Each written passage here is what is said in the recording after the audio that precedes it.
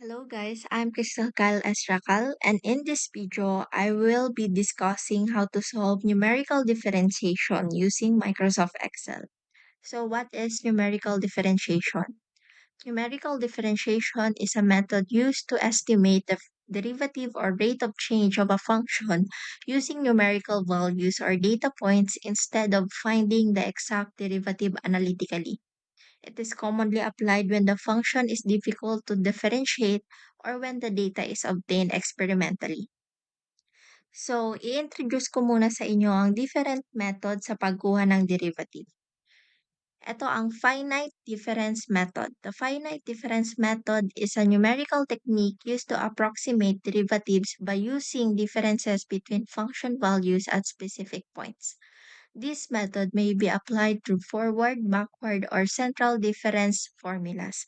So dito, ipapakita ko sa inyo ang different tables ng forward, backward, or central difference formula. Ang una is forward finite difference using second order accuracy. So dito sa forward finite difference is hanggang fourth derivative siya.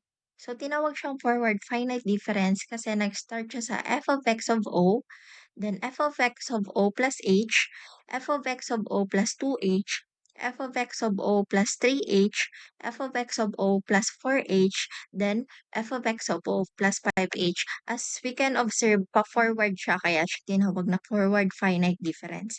Next naman is the backward finite difference using second order accuracy. So dito hanggang fourth derivative din siya. So nag-start siya sa f of x of o, then pabawas, naging f of x of o minus h, then f of x of o minus 2h, f of x of o minus 3h, and f of x of o minus 4h, and f of x of o minus 5h. So pabawas siya. Kaya siya tinawag na backward finite difference.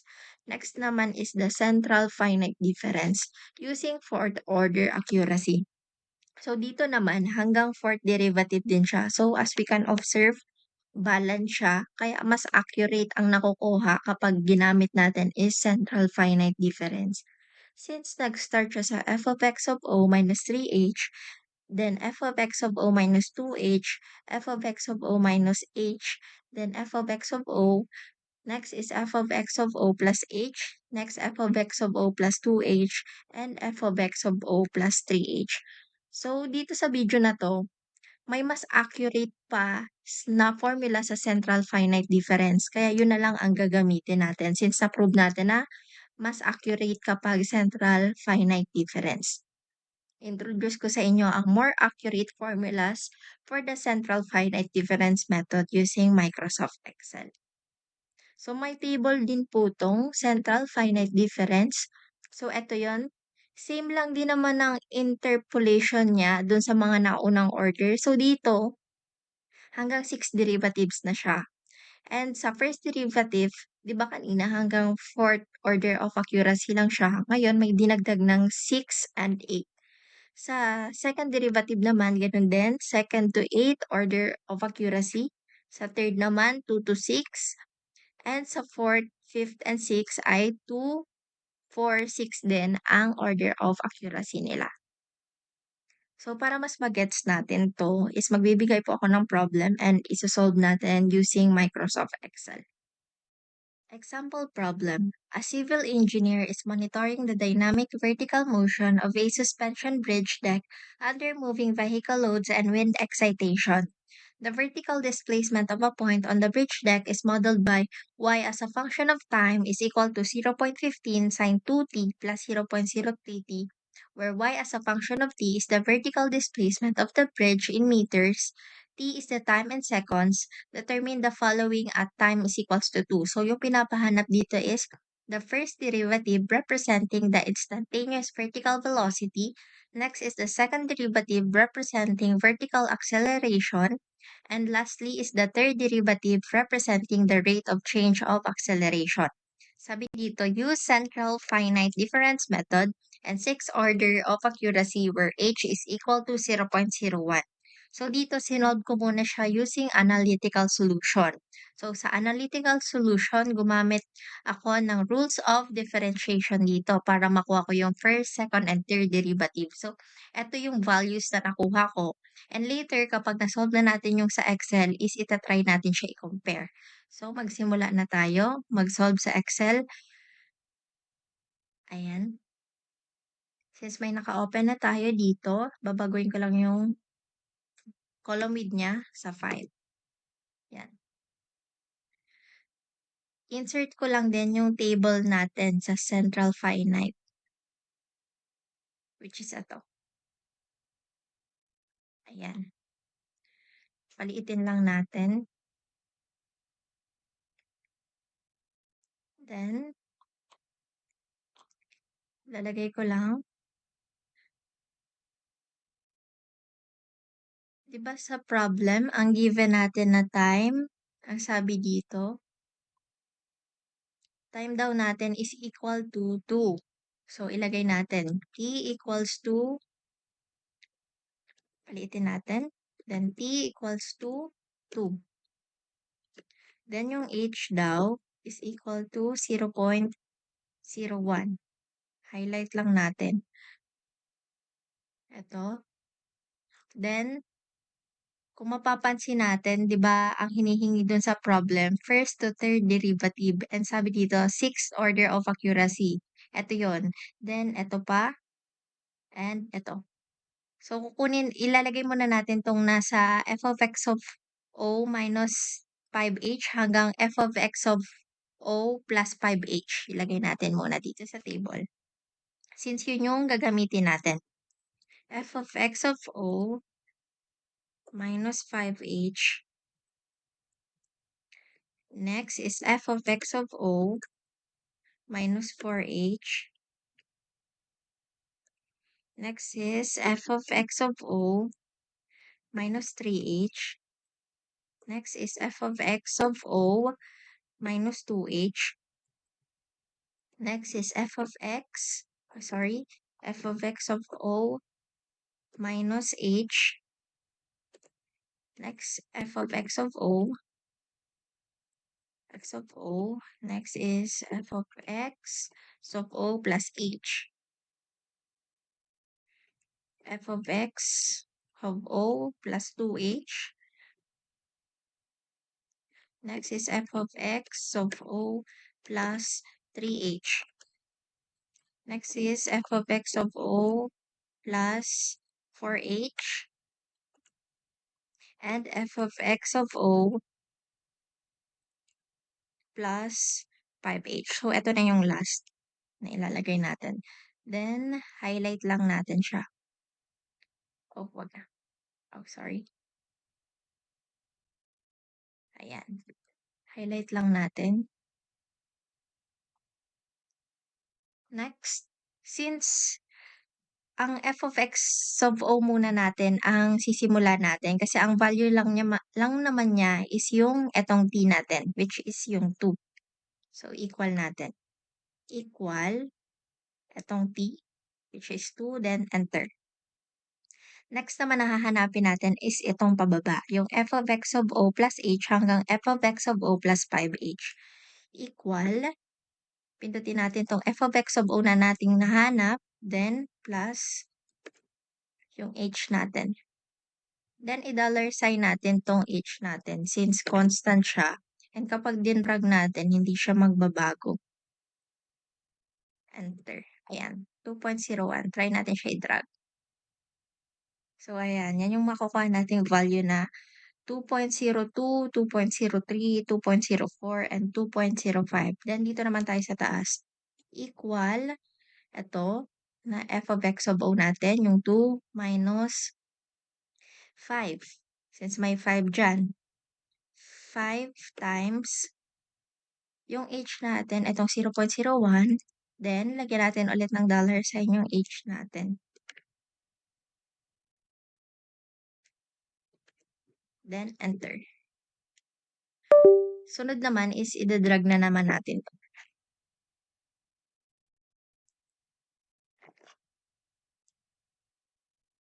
Ayan. So, yan na yung makukuha natin yung 1.95, 1.96, 1.97, 1.98, and 1.99.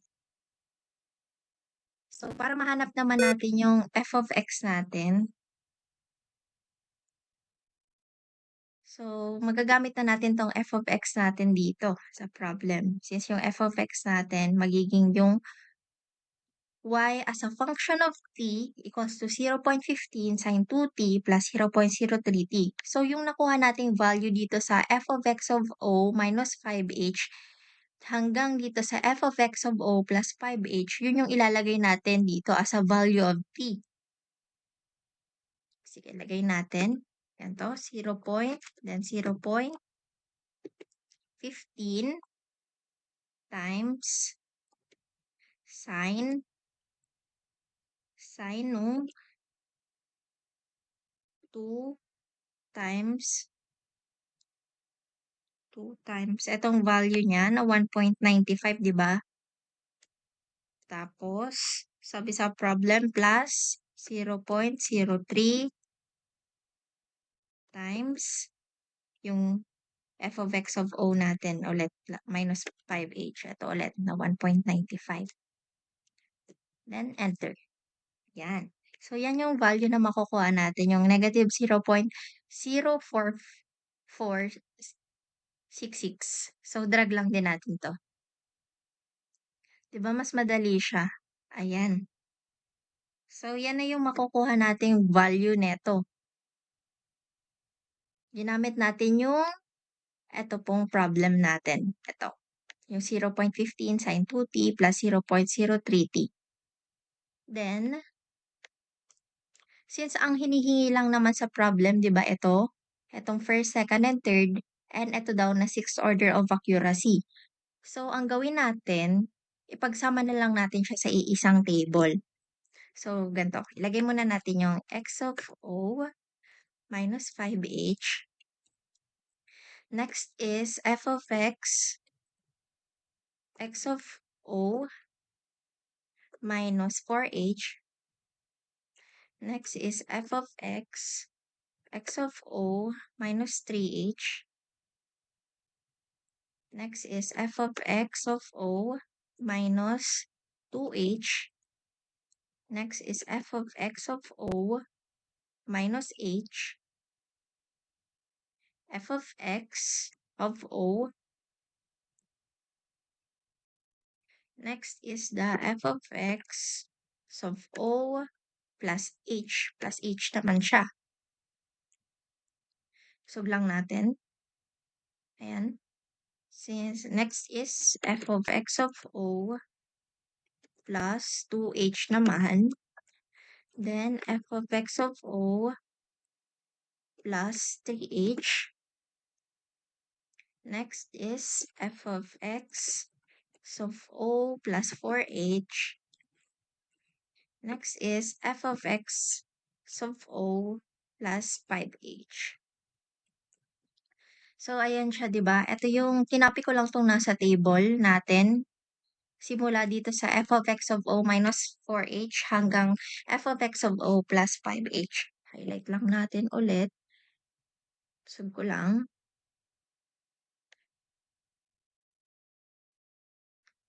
Ayan. Yan. Tapos 'di ba, ang hinahanap natin is yung first derivative hanggang third. So, ilagay ko dito yung first. Then, drag lang natin hanggang third. Ayan. Then, input natin yung value dito sa 6. Dito muna tayo mag-focus sa first derivative. Ito yung value niya. So, sa f of x of o minus 5h niya, 0 siya, di ba? 0. Next, 0. Next, ilagay natin tong negative 1 over 60. Over 60. Then, enter. Ayan yung value niya. Ito naman sa 3 over 20, lagyan muna natin ng 0 kasi ang lumalabas sa Excel ay date kapag hindi natin nilagyan ng 0 muna.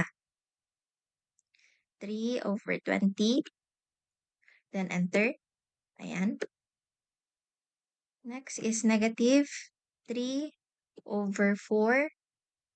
Then enter. Then 0. Tapos 0 ulit, tsaka 3 over 4. Kasi magiging date siya ulit kapag hindi natin nilagyan muna ng 0. Then enter. Next is negative 3 over 20. Then enter. Next, 1 over 60. So, 0 ulit. 1 over 60. Ayan. Enter. Then, sunod dito is 0, 0. Okay. Di ba ayan siya yon? Ito yon. Itong part na yan. Next naman po is dito sa second derivative. So, sa second derivative naman, ito siya. Yung sixth order of accuracy. Ang f of x of o niya, minus 5h is 0. Sa 4h naman, 0 siya ulit. Sa 3h naman,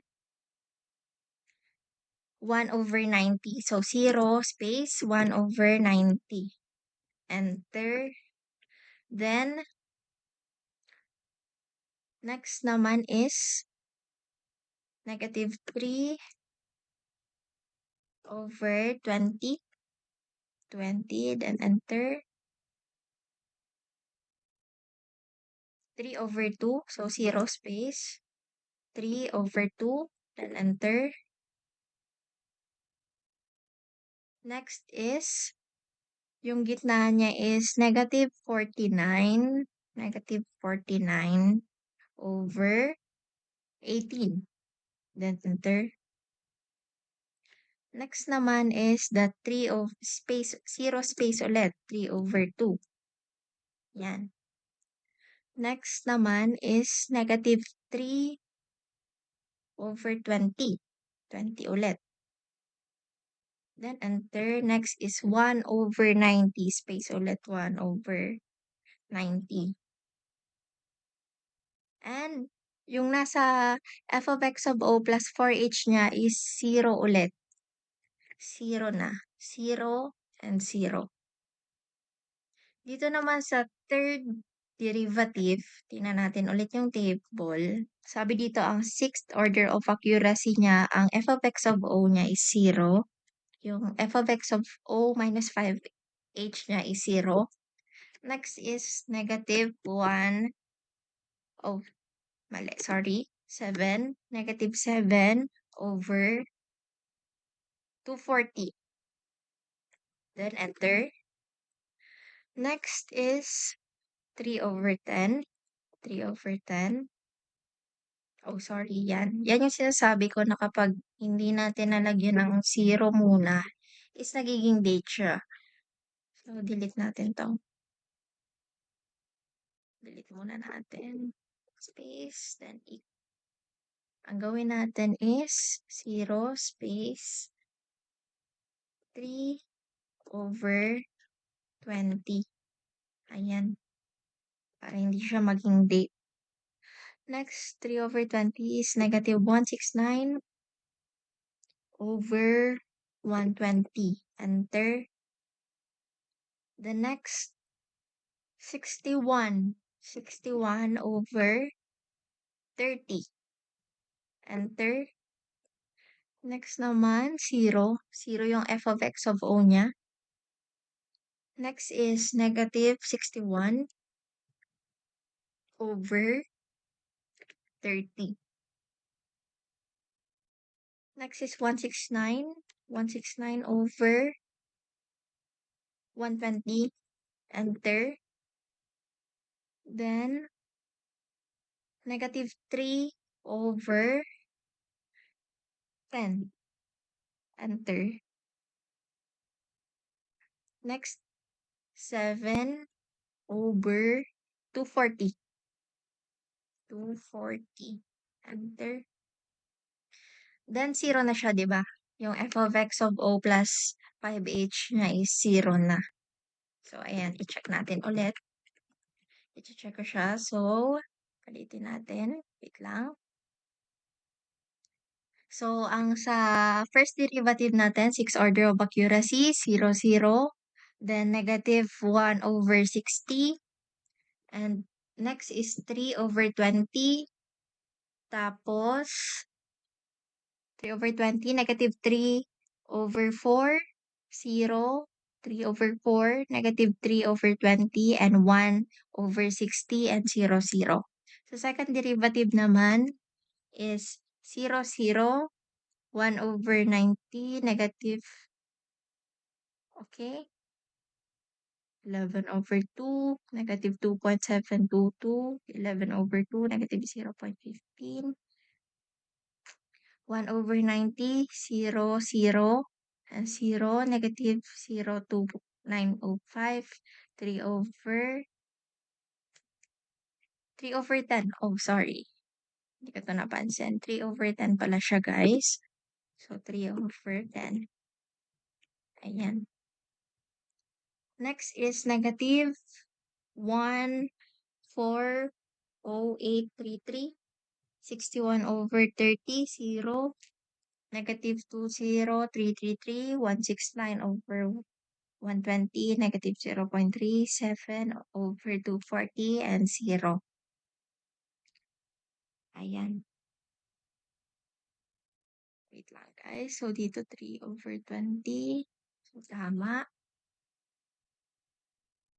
Check ko lang siya ulit, guys. 3/20.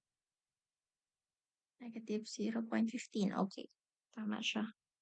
So, ang next na natin gagawin dito, yung nagagawin na natin yung paglagay ng value dito, 'di ba? Kasi pag 1/280, ita-times natin siya dito sa f of x of o minus 4h, 'di ba ganun yung ginagawa natin? Then, minus 4/105 times f of x of o minus 3h. So, palakihin ko lang para mas maintindihan.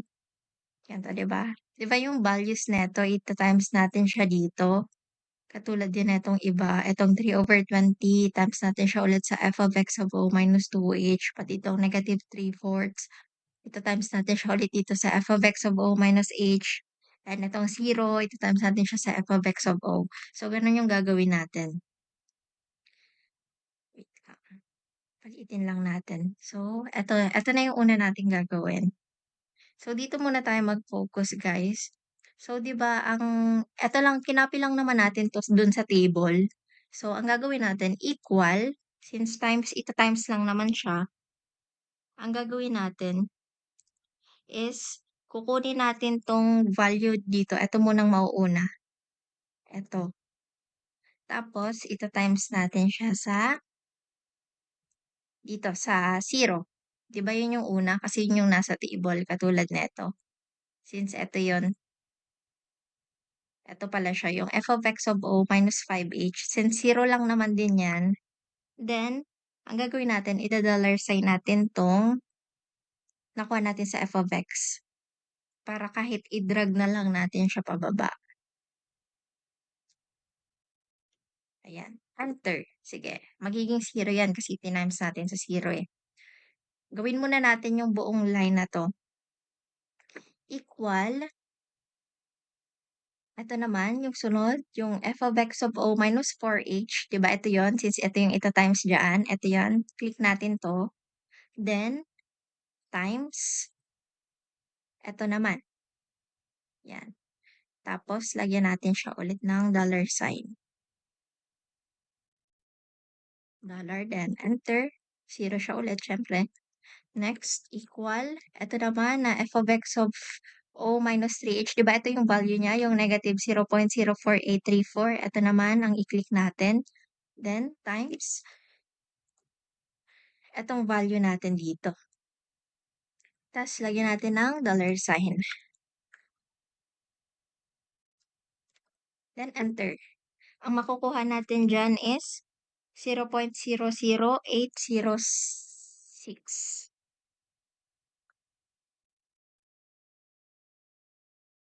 Or 1 na siya, round off, pag ni-round off na natin siya. So, dito naman sa f of x of o minus 2h, ito naman ang pindutin natin. Oh, sorry, wala pa pala siyang equal. Then, ito.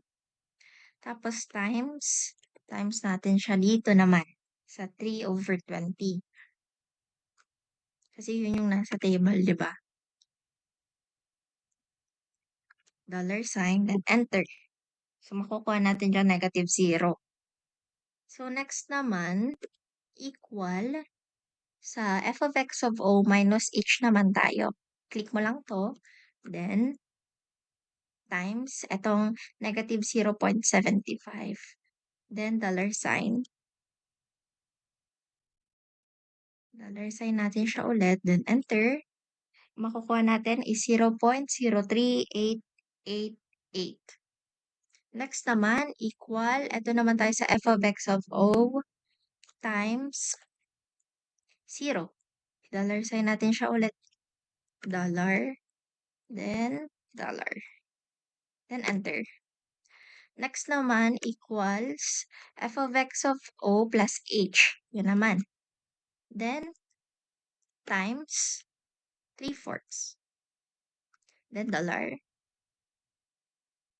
Then dollar sign. Then enter. So makuha natin is -0. Next naman, equal. Nasa f of x of o plus 2h na tayo. Ito times -0.15. Then dollar sign. Dollar sign. Enter. So, ang makukuha natin is 0.00851. Next naman, equal sa f of x of o plus 3h. Ito yun, di ba? Tapos times natin dito sa 1/60. Then dollar and dollar sign. Then enter. Makukuha natin is -0. So, dito naman, f of x of o plus 4h times etong 0 dito. Then enter. Next naman, equal f of x of o plus 5h times eto. Ayan. Then dollar sign and dollar sign. Then enter. Oh, sorry. Ulitin ko.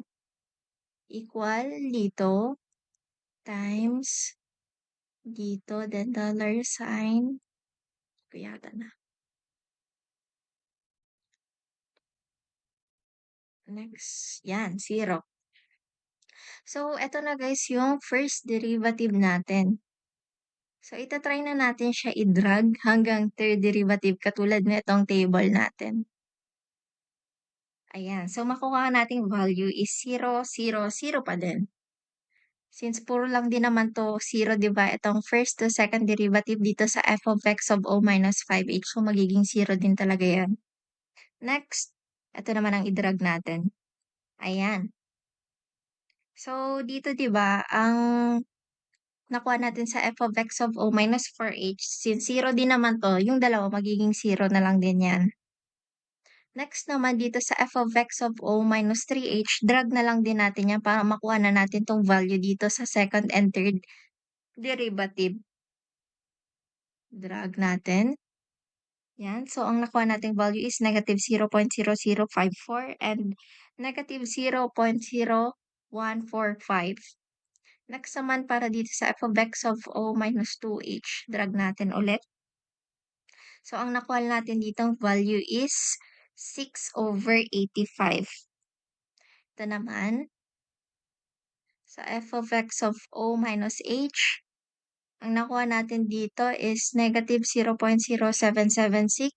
Sa f of x of o naman, drag lang natin to lahat. Ayan. Pati rin dito sa f of x of o plus h. Pati rin dito sa f of x of o plus 2h.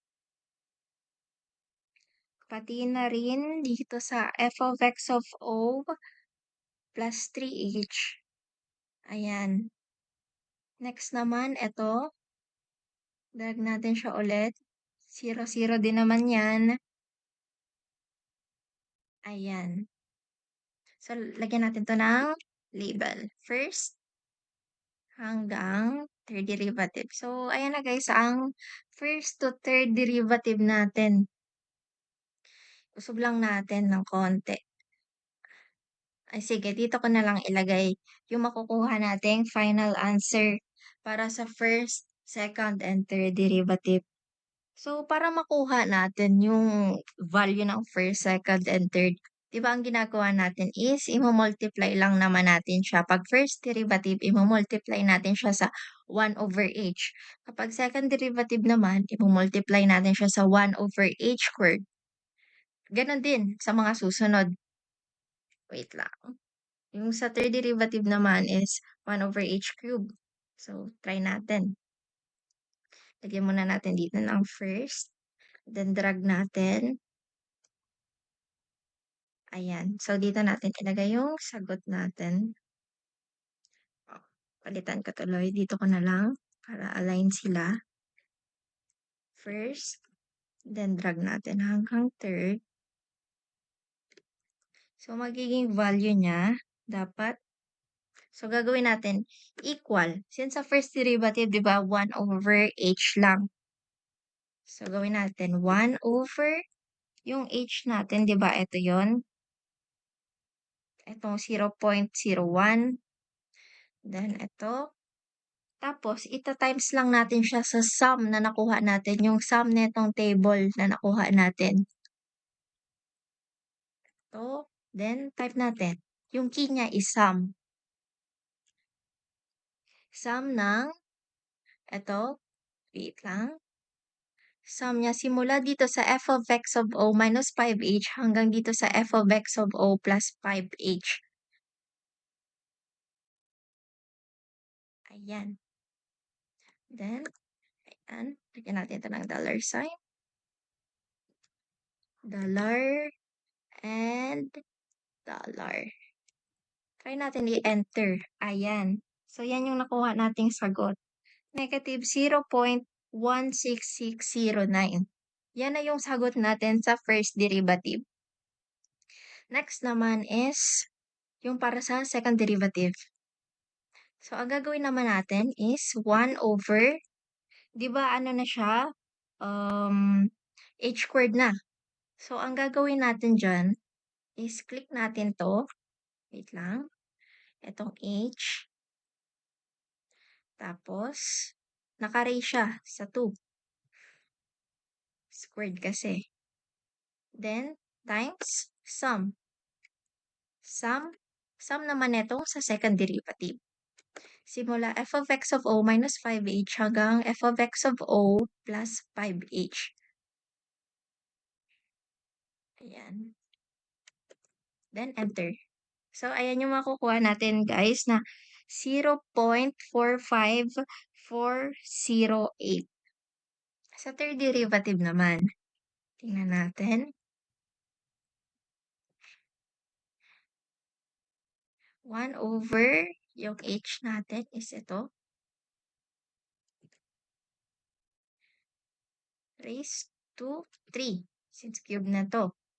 Times sum ng ito. Since maliliit na kasi yung value netong sa third derivative natin, guys. Kaya ganyan talaga yan. Then, press. Ay, lagyan pa pala natin ito ng dollar sign. Dollar. And I think value lang din ang lalabas dyan. So, ayan guys. I-highlight na natin. Pero, i-try natin i-compare dun sa nakuha natin sa analytical method kung same ba yung sagot na nakuha natin. I-highlight lang muna natin to. Ayan.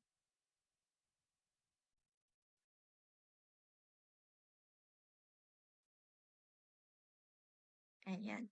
So, ito yung final answer natin. Ayan. Since ito, 'di ba, ulitin ko, ito yung table lang mismo, ito yung na-derive na natin, first, second, and third derivative, tsaka ito na yung final answer niya. So, i-try natin i-compare. So, nakuha natin sa analytical solution. So, ang nakuha natin sa analytical solution is, oh, sorry, ang nakuha natin sa analytical solution, negative 661. O, 'di ba? Ayan. So, parehas siya. And sa second derivative naman, ang nakuha natin is 0.45408. Same lang din dito sa 0.4541. And dito naman sa third derivative ay hindi na natin nakita yung value niya, pero same lang din naman 'yan. So, yun po yung paano natin gagawin, ano ba yung dapat gawin para makuha natin yung sagot using Microsoft Excel. So, yun lang po. Thank you so much for watching at sana may natutunan kayo.